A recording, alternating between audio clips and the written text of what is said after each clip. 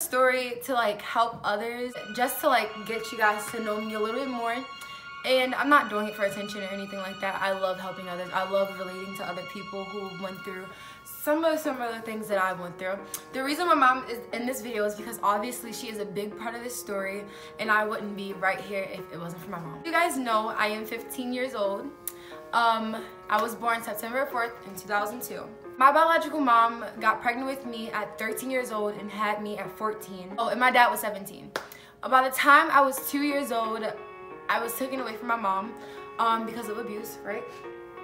Because they said she was abusing me. We lived in Cherry Hill. If you're from Baltimore, you know what that is. We lived in Cherry Hill, and the house was full of my aunts and everyone just in there, and then my mom was underage, and everyone just wasn't taken care of well. But me and my mom went into, when I was there, I was taken when I was at the group home because they said that my mom was abusing me and stuff, and I was 2 years old at the time, and my mom was pregnant with my little brother, and she was 16 at this time, okay?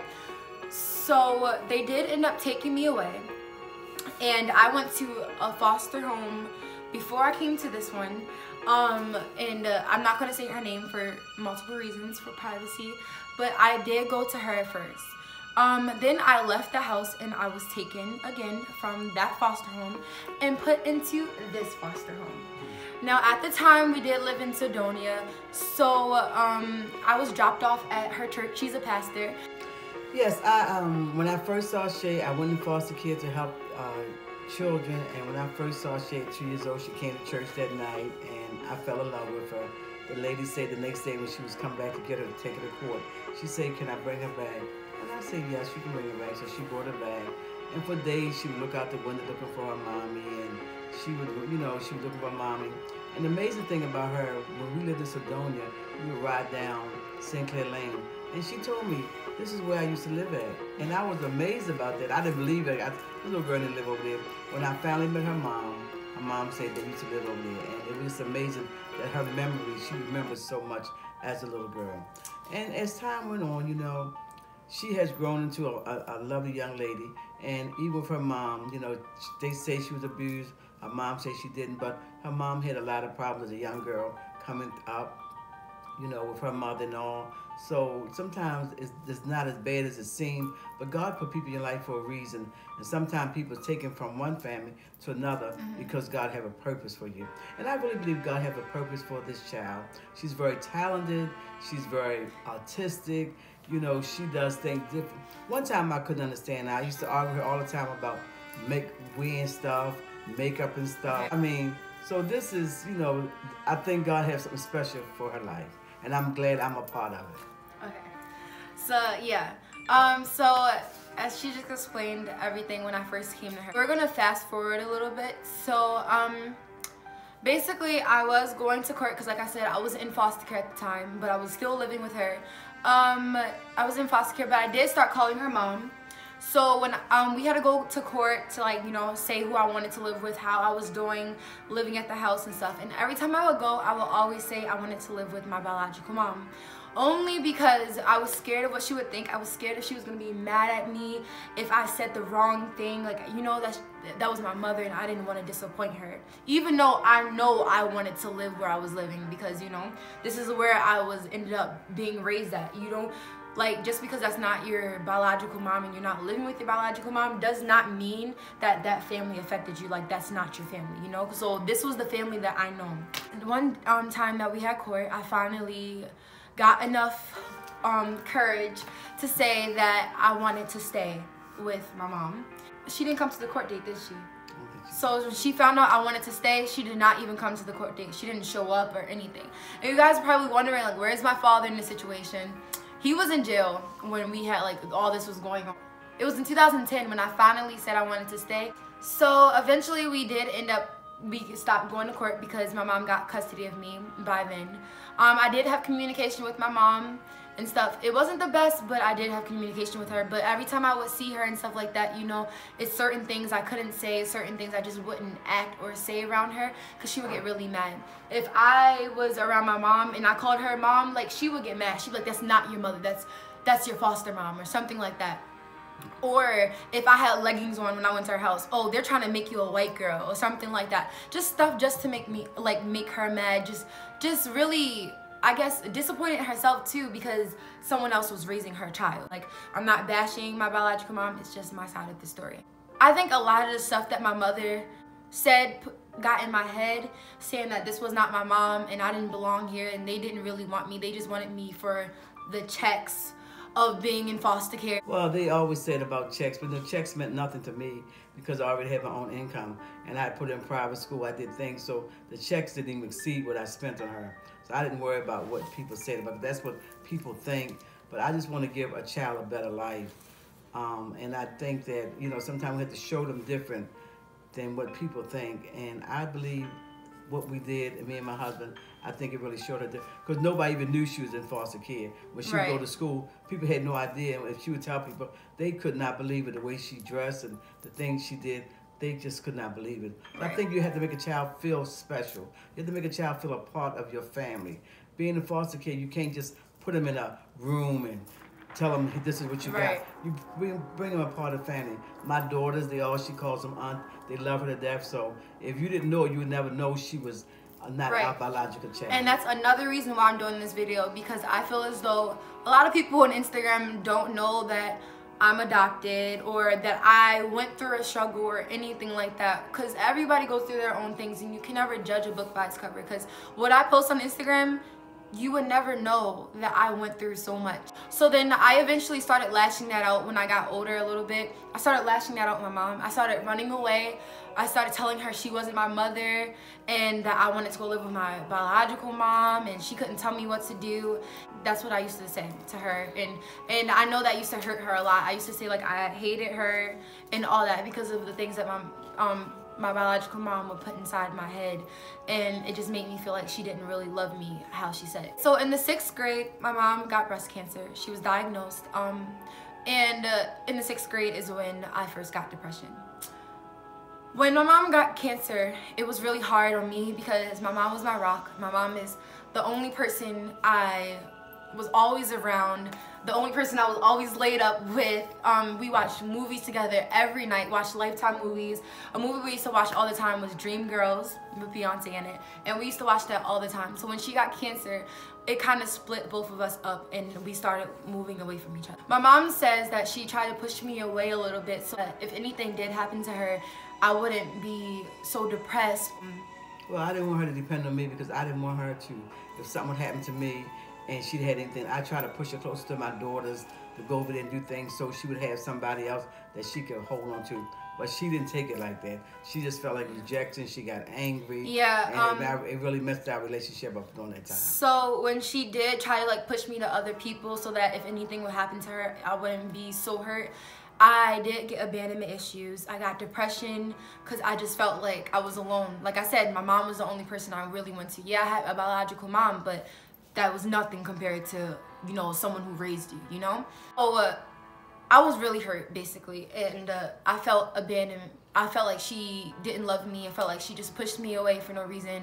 I remember just crying one day, coming to her and just telling her, like, what if something happens to you? Like, during 6th grade, I was insecure about my body, about my face. I stopped eating as much. I wasn't talking to her. I wasn't talking to anyone. Like, I wouldn't, like, Thanksgiving and stuff, I would not even come out my room. I would stay in my room. I, like, would just get my food and just leave everyone alone. I stopped singing on, like, family events and stuff like that. Like, I stopped doing a lot of stuff. I didn't go to church as much as I used to. It's just a lot of things that I stopped doing when my mom got breast cancer, which really affected me and her, of course. So obviously my mom survived class. 7th grade was probably the worst time that me and my mom ever had. The 7th grade was really bad for me and for my mom. Like, we were arguing every day, back and forth. I told her I hated her. I was running away. I was just doing the most reckless stuff. So in the 7th grade, I told my mom maybe that we need to take a break and maybe I need to go try to live with my biological mom and see how it is. So I did end up moving with my biological mom. When I moved down there, like, I wasn't really used to everything. She smoked weed, she did drugs. I also have brothers and sisters that live with her. So when I was there, and she would just, like, you know, just use me for some reason. Like, she would literally ask me for, like, tell me to ask her for money, or tell me to watch our kids while she went out with some boys or something, or some men or something like that. You know, I felt like a teen mom when I was there. I felt like I was watching my brothers and sisters all the time, and that's just something I wasn't used to. When I was down there, like I said, I still had depression, and I wasn't used to the living situation. Like, literally the day we were about to sign the papers for my biological mom to have custody of me again, I basically had enough courage to get up and, you know, tell her I can't live here anymore. It's just too hard for me, and I'm going, like, I don't want to be without, you know, I'm not used to the situation. Like, I just want to be with my mom. And I told my biological mom that, and she got pissed off. Like, she was pissed. Yeah. She told me I had to fight her to get out the house. That I wasn't, like, she just kept on, like, yelling, calling me a B and all that. So she wanted me to fight her to get out the house. And another thing, she broke my phone, so I couldn't call anyone or anything like that. And I just remember crying. Like, I like literally prayed to God. I said, if I can't get out this house tonight, I'm going to take my life. There's no point in me living. I don't want to be here. There's no, like, I felt like my mom didn't care about me because she didn't come and pick me up. Like, there were so emotions going through my head, and I just couldn't, you know, I couldn't take it. So I promised God that night that if I couldn't leave and I had to stay here, I would take my own life. When she walked inside the other room, I did climb out the window, and I just remember running, just keep on running, just running. Until I finally got to some lady's house, and I knocked on the door asking her, can I please use her phone to call 911. I called the police. The police came when I was at the lady's house. They talked to my mom, they talked to my biological mom, and I did get to go home that night. By the way, my mom did buy me a dog when I was down there to help me with my depression, and so I wouldn't feel alone. And I couldn't even take the dog with me because my biological mom signed the papers when we got the dog. So she stole the dog. Like, come on now, waste of money. I had the dog for like a week. But, you know, I want to say too, and I understand her biological mom, you know, because she always wanted to raise her daughter, and that was the time she had her. And she was so excited that Lachey had gave her a chance to raise her. And so she wanted real bad. It didn't work out for her. So I understand how you might feel. So this is just to mothers out there. Sometimes you may have daughters and things but you know, you gotta let your children make the decision. You want them to be happy. We can't use children as being like property because they're mine. You know, you need to help them be happy and encouraging them. And that same thing with foster mothers. When the children really want to go back, let them go. And so just be there for them. So sometimes as foster mothers, when the kids leave, you don't want no parts of them. But that's not the proper thing to do. I always stay in her life. She called me late at night. I was always here for her. And I think because I was here for her, that's... When I got home, my biological mom was blowing up everyone's phone, calling us pussies, calling us bees, cowards, all that, like, just saying all this nasty, rude stuff, and just coming after everybody in the house, basically, because she was mad. She basically texted me and said, go kill yourself, B. Nobody wants you. Like, how can you say that? Own child for your child to go herself, right? But I was not hurt that she said that, because my biological mom did not raise me. So I didn't expect her to care. I didn't expect her to do anything, you know? So it didn't hurt me. Like, she couldn't hurt me, you know? Like, those words just didn't hurt me because she wasn't the person who raised me. Now, if she raised me, it would have been a different story, but it still didn't hurt me, you know? So at the time, I was still going through stuff, you know? Like I said, 7th grade, going in and out of school. I was missing days of school and all that. Like, it was just really bad. 7th grade, I met my biological father for the first time since I was probably like 4 years old. Yeah. Since I was like 4 years old. And it just wasn't what I expected. I thought he was going to be the father that I always, like, you know, like, thought about. Like, I thought, yeah, the dream biological father coming that. And it just I didn't feel loved by him. So 8th grade comes around and I start doing so much better. I'm focusing on school more. Like, my depression kind of faded. I started going to therapy.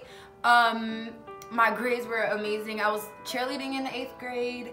I was just doing a lot of stuff that I really loved doing. You know, I was back in church a little bit more at that time. A little bit more. So a little bit more. And I was growing into the person that I wanted to be. Of course, I still had my storms because, like I said, I am diagnosed with depression. So a lot of times, I will have those times when I just don't want to be here, and I'll like try to commit suicide or something like that. But you know, at the end of the day, I know God